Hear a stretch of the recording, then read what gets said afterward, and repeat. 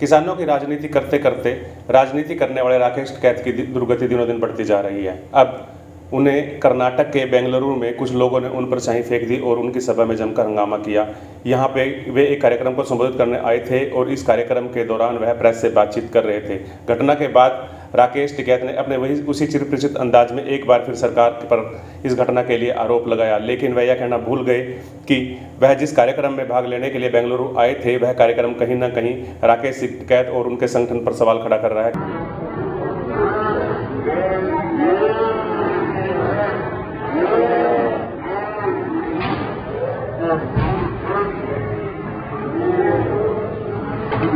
के एक किसान कोडिहल्ली चंद्रशेखर पर आरोप लगे थे कि उन्होंने किसान नेताओं के नाम पर कुछ पैसे लिए हैं और उन्हें पैसे लेते हुए पकड़ा गया था। बाद में यह बात सामने आई थी, आरोप भी लगाए गए थे कि यह पैसा भारतीय किसान यूनियन के पास जाना था और इसी पर स्पष्टीकरण देने के लिए राकेश टिकैत और युद्धवीर सिंह आज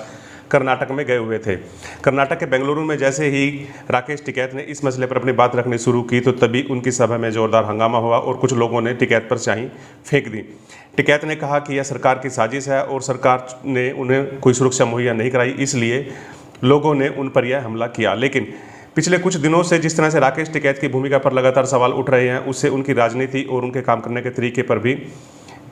सवालिया निशान लग रहे हैं। कुछ किसान नेताओं का मानना है कि राकेश टिकैत अब राजनीति कर रहे हैं और वह राजनीतिक रोटियां सेकने के लिए ही किसानों के कंधे को इस्तेमाल कर रहे हैं और यही वजह है कि दिनों दिन राकेश टिकैत का विरोध भी बढ़ता जा रहा है। भारतीय किसान यूनियन भी दो फाड़ हो गई है और एक गुट ने अब अपना अलग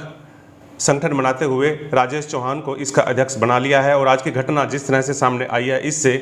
राकेश टिकैत की छवि को कहीं ना कहीं गहरा धक्का लगा है। राकेश टिकैत यूपी के बड़े किसान नेता है, लेकिन 3 कृषि कानूनों का विरोध करते हुए जिस तरह से उन्होंने गाजीपुर सीमा पर साल भर के लिए आंदोलन चलाया था, इसके बाद उनकी पहचान नेशनल लेवल पर बनी थी। यहीं इतना ही नहीं, अंतर्राष्ट्रीय स्तर पर भी राकेश टिकैत को काफ़ी पहचान मिली थी। उन्हें एक किसान नेता के तौर पर जाना और पहचाना जाने लगा था। लेकिन इसके बाद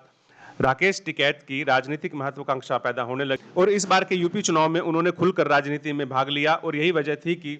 किसानों के एक बड़े समूह ने अब उन्हें अपना नेता मानने से इनकार कर दिया, या कहीं ना कहीं किसान अब राकेश टिकैत को अपना वह नेता नहीं मान रहे। दूसरी ओर राकेश टिकैत अपनी खोई हुई जमीन को तलाशने के लिए लगातार किसान मुद्दों पर बात करने की कोशिश कर रहे हैं, लेकिन अब वह जिस तरह से किसानों के बीच में एक्सपोज हो चुके हैं, इसके बाद नहीं लग रहा कि उनकी वह छवि, उनकी वह पकड़ अब वापस मिल पाएगी।